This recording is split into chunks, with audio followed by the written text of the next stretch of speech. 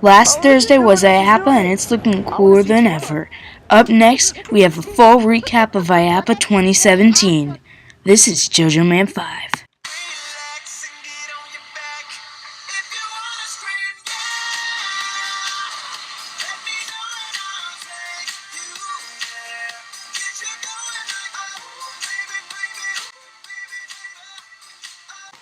Hey, what up guys? JoJo Man here. Today I'm going to be doing a full recap of Iaapa, so I'm going to go through all the separate categories, starting with the roller coaster cars.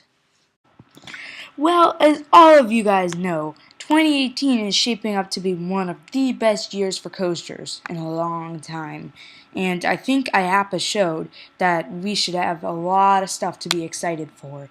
The Twisted Cyclone vehicle has such a sleek, cool looking design. I'm psyched to go see if I can ride that next year. And Infinity Falls looked absolutely incredible. I think that'll be definitely one of the top 5 new attractions. And then, of course, the Skyline, Skywarp, Harley Quinn coming to Discovery Kingdom looks really cool, even though the trains weren't as detailed as some of the other ones. And I think one of the biggest surprises had to be Oscar's Wacky Taxi Coaster, which also looked very cool. VR experiences. Next up, let's talk about the VR. There were at least 20 different VR coasters that were added last year, but it looks like the coaster industry is going to try to step it up a notch.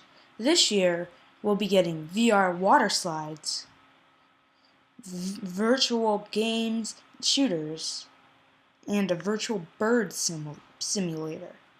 Can't wait to see what the reviews are. Rides and roller coasters. Well, as mentioned previously, 2018 is looking great in terms of coasters, but it looks like it won't stop there, as tons of new coaster models have been unveiled at Iaapa. First off, at the Skyline booth, they have unveiled the Eclipse and the Horizon, which both look very cool. The Eclipse has a small compact layout like the Horizon, but is much taller with the double loop and could fit into a park easily even if they are landlocked. And the Horizon looks like it could fit into a park with a small footprint and height restrictions such as an indoor amusement park.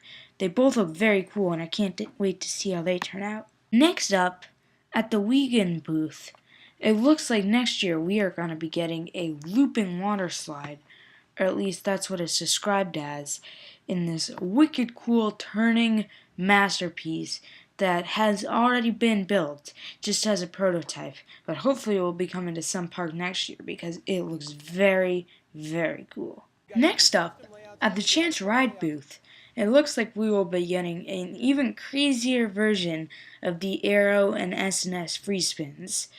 In this version, it'll be roaming around a track that looks much longer and much more tame than the aerodynamics ones and S&S ones. We'll have to see how this one turns out. Finally, this year, S&S has introduced the reimagining of the classic steeplechase roller coaster.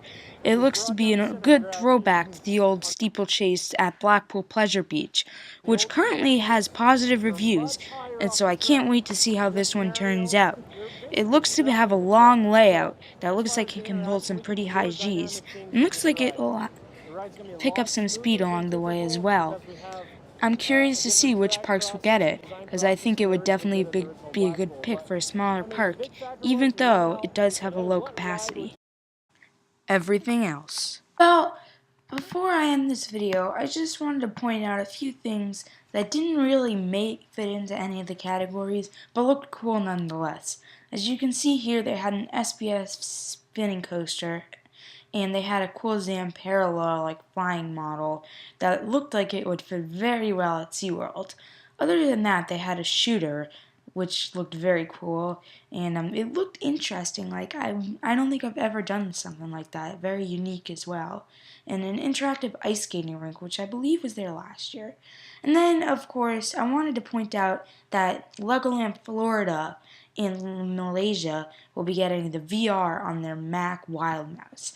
And I've written a bunch of Wild Mouses before, and you get a couple, like some G's on the edges, but I think other than that, they're pretty tame, and so I would be interested to see if VR will work on it, because most of the ride is basically just switchbacks and little drops. Well, that just about wraps everything up. So I hope you guys enjoyed the video. As always, make sure to comment, like, and subscribe. And a big thanks goes out to Plush Times Vlogs and the Tim Tracker for letting me use their videos. And hope I'll see you guys next time.